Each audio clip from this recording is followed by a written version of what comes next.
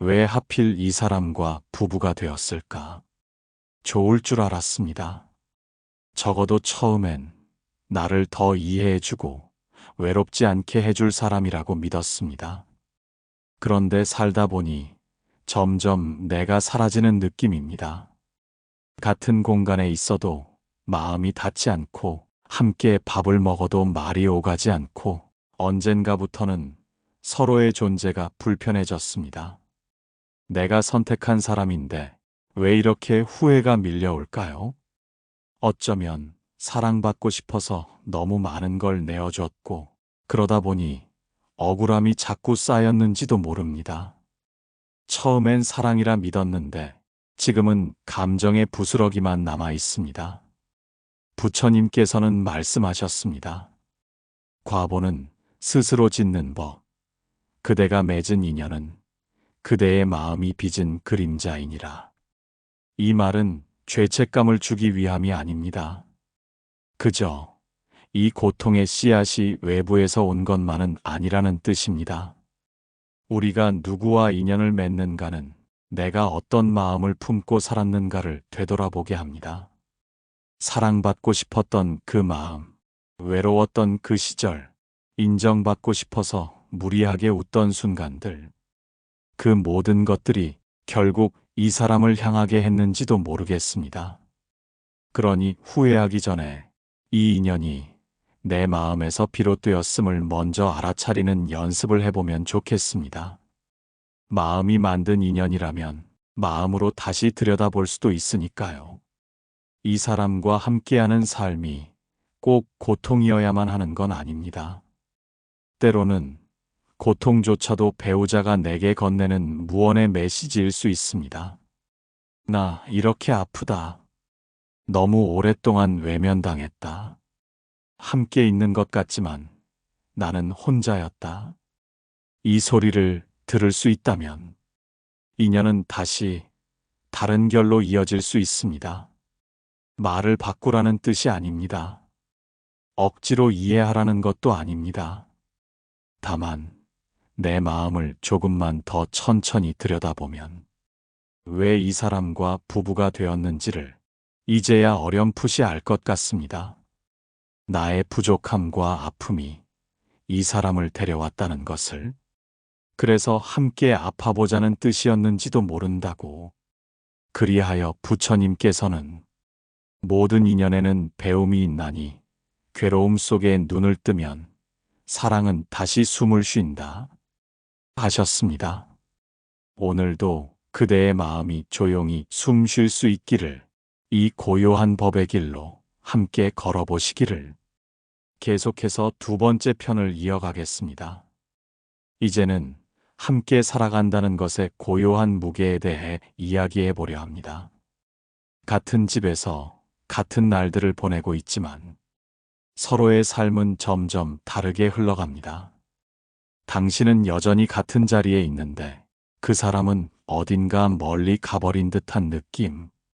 아침이 와도 반갑지 않고 식탁엔 음식이 있어도 따뜻함이 사라졌습니다. 말을 걸어도 마음이 오지 않고 눈을 마주쳐도 공허함만 남습니다. 살아있다는 것이 이토록 쓸쓸할 수도 있구나.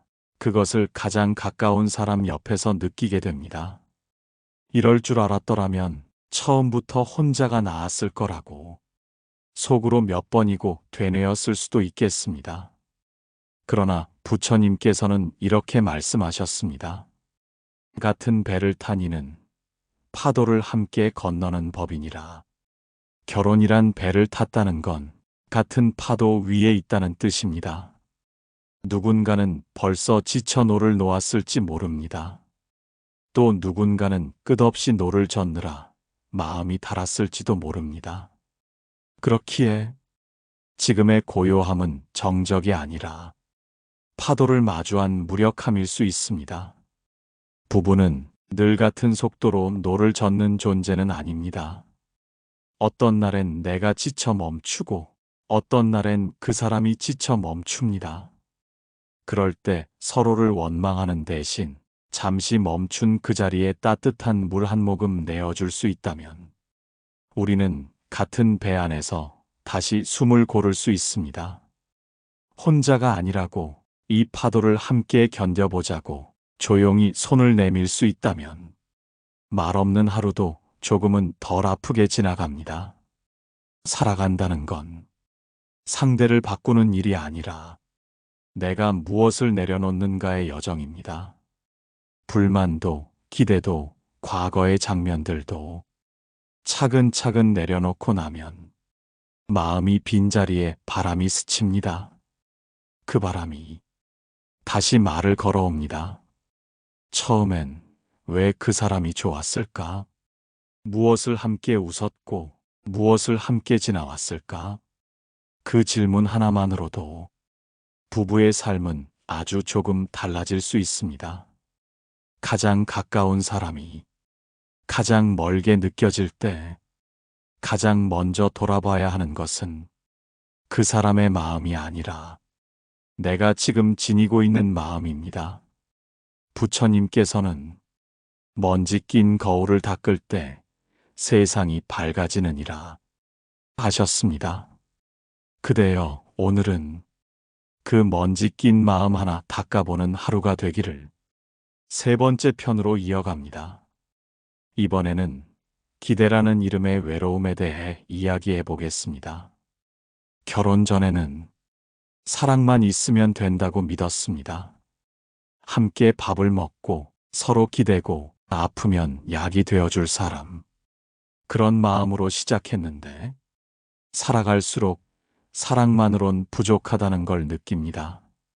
사소한 말투 하나에 마음이 무너지고 늦은 귓가에 혼자 남겨진 느낌이 들고 말을 꺼내도 들려주고 싶은 마음이 없어집니다.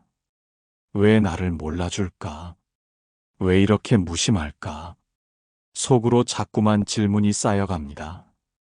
그러나 그 물음의 끝엔 언제나 외로운 내가 있습니다. 기대한 만큼 실망하고 바랐던 만큼 지치고 원했던 만큼 더 외로워집니다. 부처님께서는 말씀하셨습니다. 기대는 실망을 낳고 바람은 괴로움의 씨앗이 되느니라. 기대는 마음을 달뜨게 합니다. 그런데 그 기대가 현실과 맞지 않으면 마음은 조용히 부서집니다.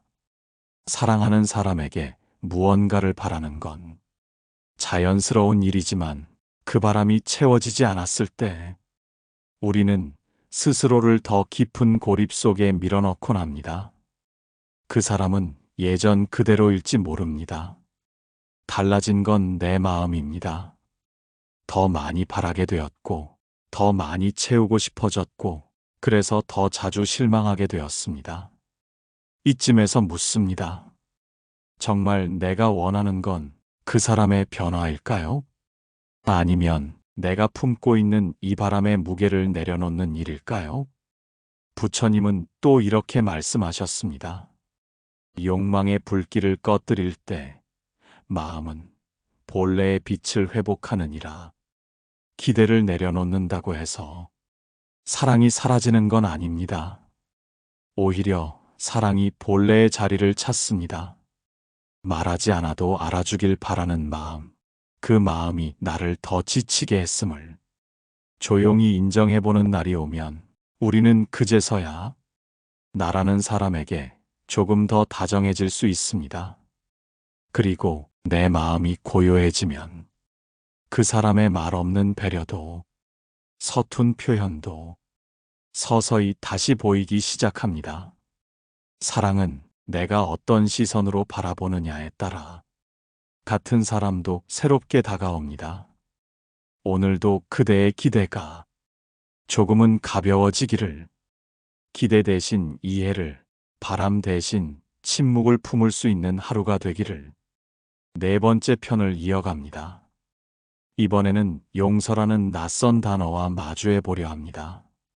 어느 날 무심코 들은 말 한마디에 마음이 무너졌습니다. 농담처럼 내뱉은 말, 아무렇지 않게 지나간 표정, 그 사람은 잊었을지 모르지만 나는 그 장면에서 아직도 못 나왔습니다. 상처는 말이 아닙니다. 상처는 말 뒤에 숨어 있던 무관심이고 표정 속에 깃든 단절입니다. 나는 그날 이후 어쩌면 계속해서 그 사람을 용서하지 못했습니다. 아니, 용서해야 한다는 생각조차 하기 싫었습니다. 왜 내가 용서를 해야 하지? 왜 나만 참아야 하지? 이런 마음으로 매일을 살아왔고, 그러는 사이 마음 한켠엔 굳은 살처럼 감정의 두꺼운 껍질이 생겼습니다. 부처님께서는 말씀하셨습니다. 마음의 응어리를 품고 잠들면 꿈마저 고통스럽다. 용서란 결코 약해서 하는 일이 아닙니다. 참아서 이루어지는 일도 아닙니다. 진짜 용서는 상대가 변했을 때가 아니라 내가 고통을 내려놓고 싶어질 때 시작됩니다. 나 혼자 아프고 나 혼자 괴로운데 왜 그 사람의 변화를 기다려야 하겠습니까? 그 사람은 여전히 모르고 지나가고 나는 여전히 그날에 멈춰 있다면 이제는 그 고통의 끈을 끊어낼 시간입니다. 용서는 그대를 위한 일입니다. 과거에 묶여있던 마음을 오늘에 풀어주기 위한 일. 그날 그 말, 그 표정, 그 무심함, 나에겐 참 아팠다. 이 말을 먼저 내 마음에게 들려주는 것. 그것이 용서의 시작입니다. 용서하지 않아도 괜찮습니다. 억지로 하지 않아도 됩니다. 다만 그 고통에서 이제는 벗어나고 싶다는 마음 하나면 충분합니다. 부처님께서는 또 이렇게 말씀하셨습니다. 용서는 상대를 위한 일이 아니라 마음의 독을 비우는 공양이니라. 그대가 품고 있는 억울함, 그 깊은 상처가 이제는 조금씩 흐려지기를. 오늘은 그대가 그대를 용서해보는 날이기를. 5번째 편을 이어가겠습니다. 이번에는 침묵 속에 스며든 고독과 마주서 봅니다. 어느 순간부터 우리 사이엔 침묵이 늘어났습니다. 말을 걸어도 짧은 대답만 돌아오고 말을 아껴도 오해가 쌓입니다. 결국 무슨 말을 해도 상처로 번지는 날들이 반복되자 입을 다무는 것이 서로에게 편해졌습니다. 그러나 침묵은 편안함이 아니라 고독의 다른 이름입니다. 같은 방, 같은 거실, 같은 침대에 있어도 그 사람은 점점 낯설고 나는 점점 투명해져 갑니다. 함께 산다는 것이 이토록 혼자인 감정을 만들 수 있다니 마음이 놀라기도 전에 이미 익숙해져 버렸습니다. 부처님께서는 말씀하셨습니다. 소리 없는 집은 마음의 울림이 멎은 자리이니 침묵이 길어지면 마음도 서서히 마른다. 이 침묵을 깨는 일, 누군가는 시작해야 합니다. 그것이 꼭 말일 필요는 없습니다. 눈을 마주보는 일, 잠깐 머물러주는 손길, 말없이 차려준 밥상 하나에도 말보다 큰 마음이 담길 수 있습니다. 하지만 우리는 서로 너무 오래 오해한 탓에 사소한 시도조차 멈춰버렸습니다. 어차피 또 무시당할 텐데 괜히 어색해질 바엔 안 하는 게 낫지. 이런 생각들이 서로를 침묵에 가둔 채 고요한 전쟁을 이어가게 합니다. 그러나 침묵을 끊는 건 용기가 아니라 따뜻함입니다. 말을 하자고 마음먹는 것이 아니라 그저 그 사람 앞에서 내 마음을 한 걸음 내어놓는 일. 내가 먼저 부드러워지면 상대의 굳은 마음도 언젠가는 풀리게 되어 있습니다. 그 마음이 당장 돌아오지 않아도 그대가 낸 그 한 걸음은 부부라는 강에 조용한 물결 하나를 만들어냅니다. 그리고 그 물결은 시간이 지나 또 다른 물결을 만나 결국 서로의 마음에 닿게 됩니다. 부처님께서는 또 이렇게 말씀하셨습니다. 말이 없을수록 마음이 말을 건다. 그대는 오늘 어떤 마음을 들려주었는가? 그대여, 침묵에 묻힌 고요한 외침을 이제는 스스로 들어보시기를. 오늘 말 대신 마음으로 다 보시기를. 6번째 편으로 이어갑니다. 이번에는 그 사람도 힘들었겠구나라는 마음으로 조금 멀리서 이 관계를 바라봅니다. 늘 나만 참아왔다고 생각했습니다. 이해하려 했고, 맞추려 했고, 참을 만큼 참았다고도 느꼈습니다. 그런데 문득 그 사람도 조용히 지쳐 있었을 수 있다는 생각이 듭니다.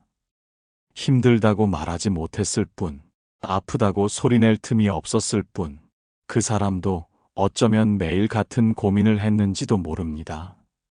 내가 뭘 잘못했을까? 왜 이렇게까지 멀어졌을까?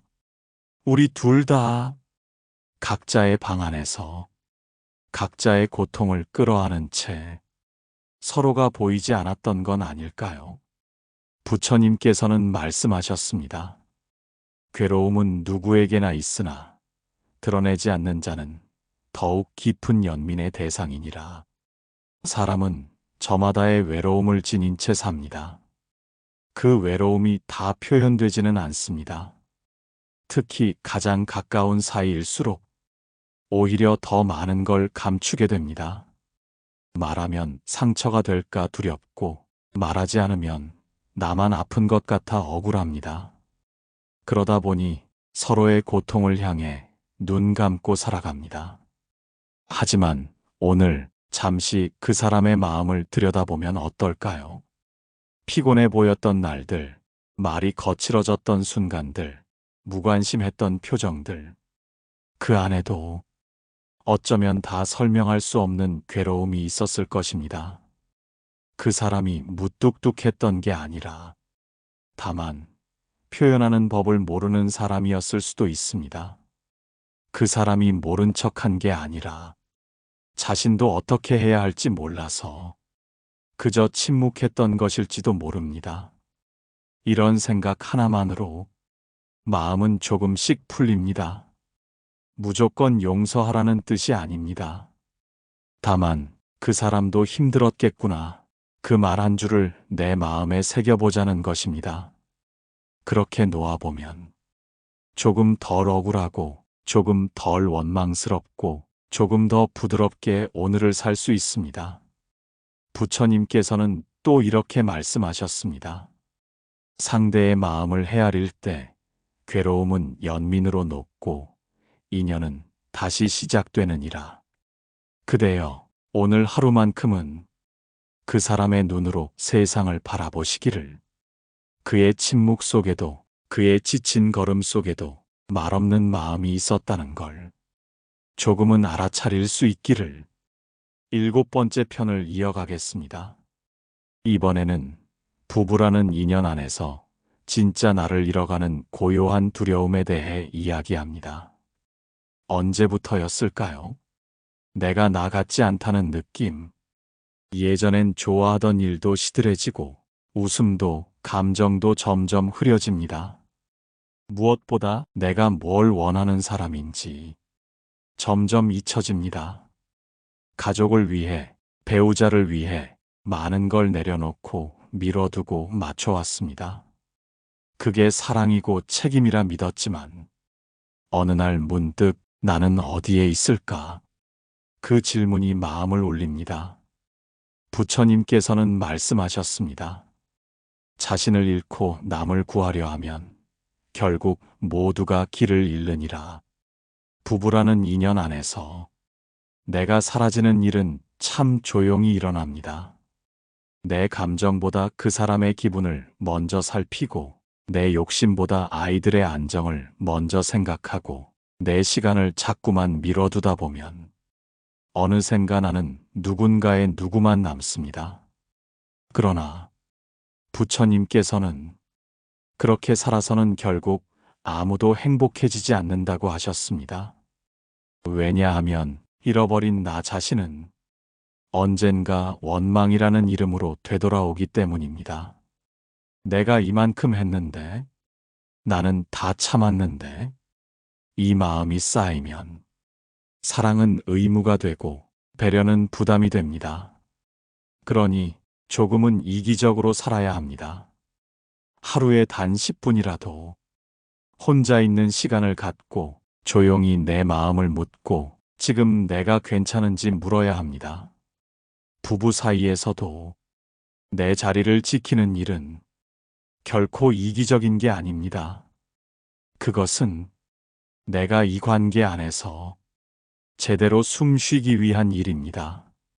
그대가 다시 무엇을 좋아했는지, 무엇에 웃었는지, 무엇을 꿈꾸었는지 조금씩 떠올릴 수 있기를 바랍니다.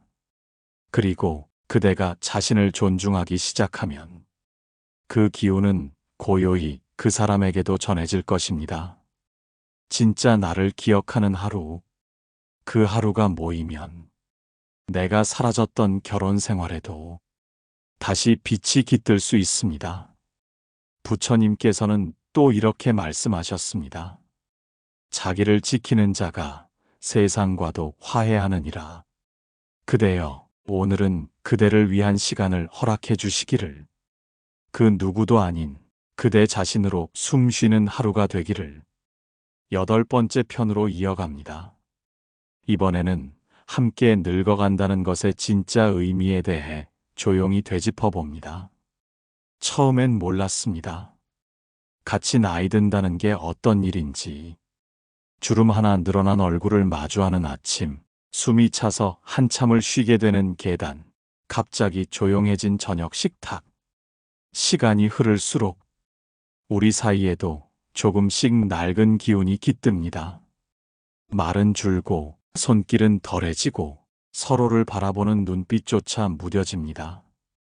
그런데 그 무뎌짐이 단지 정이 식어서가 아니라 시간을 함께 견뎌낸 묵은 사랑일 수도 있다는 걸 이제야 조금 알겠습니다. 부처님께서는 말씀하셨습니다. 오래된 인연일수록 침묵 속에 공덕이 쌓이느니라. 젊었을 땐 사랑을 말로 확인했고 선물과 표현으로 마음을 주고받았습니다. 하지만 오래도록 함께 산다는 건 표현보다 함께 견디는 일이 더 많아진다는 뜻입니다. 말없이 챙겨주는 약봉지, 다녀왔냐는 짧은 말, 추운 날 먼저 켜놓은 전기장판. 그 안에 예전보다 더 깊은 마음이 숨어 있을지도 모릅니다. 우리가 기대하는 사랑은 늘 뜨겁고 선명한 것이지만 시간이 만든 사랑은 서늘하고 조용한 방식으로 자라납니다. 그래서 함께 늙어간다는 건 젊음의 사랑을 잃는 게 아니라 다른 결로 사랑을 배우는 일인지도 모릅니다. 그리고 그 결은 눈으로 보이지 않고 말로 들리지 않지만 마음 깊은 곳에서 아주 조용히 흔들립니다. 그 사람도 지금은 예전만큼 밝게 웃지 않지만 그 미소가 얼마나 힘겹게 피어난 건지 이제는 조금 알겠습니다. 몸이 아프고 마음이 무겁고 세상이 예전 같지 않아도 그대 곁을 지키고 있는 그 마음. 그것이 바로 함께 늙어가는 사랑입니다. 부처님께서는 또 이렇게 말씀하셨습니다. 사랑은 나이 들수록 행위보다 존재로 머무느니라. 그대여, 지금 그 사람의 무심한 듯한 존재감이 어쩌면 그대 삶의 가장 고요한 복일 수 있음을 오늘은 가만히 느껴보시기를. 9번째 편으로 이어갑니다. 이제는 다시 손을 내민다는 것의 의미를 조용히 나눠보려 합니다. 한때는 이 손을 꼭 잡아주던 사람이었습니다. 길을 걸을 때, 잠에서 깰 때, 힘들다는 말 한마디에도 조용히 내 손을 감싸던 그 사람. 하지만 지금은 같은 방에 누워 있어도 서로의 손끝조차 닿지 않은 채 하루가 저물고 아침이 옵니다. 잡고 싶어도 먼저 손 내밀기가 어색하고 내밀었다가 마주치지 않을까. 조금은 겁이 납니다. 그래서 우리는 오늘도 손을 접고 마음을 접고 말마저 접은 채 살아갑니다. 부처님께서는 말씀하셨습니다. 먼저 다가가는 자가 가장 큰 자비를 지니느니라. 다시 손을 내민다는 건 용기를 내는 일이자 스스로를 먼저 보듬는 일입니다. 손을 내밀었다고 반드시 잡아주는 건 아닐 수 있습니다. 하지만 그 손길 하나로 내 마음이 먼저 녹습니다. 나는 아직 사랑할 수 있는 사람이구나. 내 안에 다정함이 아직 남아있구나. 그걸 느끼는 순간 삶은 다시 부드러워집니다. 그대가 먼저 웃을 수 있다면 그 웃음은 언젠가 그 사람에게도 닿습니다. 그대가 먼저 불을 켜면 그 방 안의 어둠도 조금씩 사라집니다. 부부라는 인연 안에서는 먼저 다가가는 쪽이 늘 약한 게 아닙니다. 그건 둘 사이의 문을 여는 사람이란 뜻입니다. 닫힌 문 앞에 서 있는 누군가에게 가만히 말없이 문을 여는 것, 그 조용한 행동 하나로 많은 시간이 풀리기도 합니다. 부처님께서는 또 이렇게 말씀하셨습니다. 작은 손길 하나가 인연의 흐름을 다시 깨우느니라. 그대여, 오늘은 먼저 손을 내밀어 보시기를. 그 손이 닿지 않아도 괜찮습니다. 그 손을 내민 그대의 마음이 이미 자비였음을 기억하시기를. 10번째, 마지막 편을 이어가겠습니다. 이제는 이 모든 여정을 지나온 그대에게 전하는 고요한 마무리의 말씀입니다. 부부로 살아가는 동안 정말 많은 마음이 스쳐갔습니다. 사랑, 기대, 상처, 후회, 그리고 아주 천천히 찾아온 이해와 침묵, 그 모든 시간이 결코 헛된 것이 아님을 이제는 조용히 알겠습니다. 부처님께서는 말씀하셨습니다. 인연이란 배우고 내려놓는 여정이니라. 우리는 함께 사는 동안 사랑만 배운 것이 아니라 미움도 배웠고 욕심도 배웠고 때로는 나 자신을 되돌아보는 법도 배웠습니다. 그대가 겪은 모든 순간은 결코 실패가 아닙니다. 어쩌면 그 사람을 통해 그대 자신을 더 깊이 들여다보는 길을 걸어온 것뿐입니다. 어떤 날은 말없이 견디는 일이, 어떤 날은 눈물 삼키는 일이, 또 어떤 날은 그저 곁에 있는 것만으로도 사랑이었음을 이제야 알겠습니다. 사랑은 항상 뜨겁거나 선명하거나 확신에 찬 게 아니었습니다. 그저 매일 다시 그 사람을 바라보는 일, 아무 말 없이 밥상을 차리는 일, 서운함을 말하기보다 먼저 자는 척하는 일, 그 안에 그대의 모든 애정과 다짐이 있었음을 나는 압니다.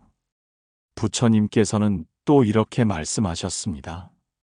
묵묵히 살아낸 날들이 가장 큰 공덕이 되느니라. 그대는 이미 충분히 잘 살아오셨습니다. 부족해 보여도 돌아보고 후회가 남아도 그 모든 날이 한 송이 연꽃이 되어 피어나고 있습니다. 이제는 그 마음에 조용히 말해주세요. 수고했어. 여기까지 와줘서 고마워. 이 인연이 어떤 이름으로 끝나든 나는 다 다녀왔다. 그대의 삶이 그대의 자비와 연민 안에서 이제 조금 더 가벼워지기를, 그리고 다시 시작되는 인연 앞에 한 송이 마음의 꽃이 피어나기를, 이 길을 함께 걸어주셔서 그대의 모든 여정에 부처님의 빛이 머물기를, 그대도 이 인연이 힘들었다면 이 시리즈가 그 마음의 작은 숨결이 되었기를 바랍니다. 부처님의 가르침을 오늘의 언어로 전하는 이 조용한 여정이 필요하셨다면 구독과 좋아요, 댓글로 마음을 나눠주세요. 그대의 이야기를 들려주시면 다음엔 그 마음으로 다시 써내려 가겠습니다.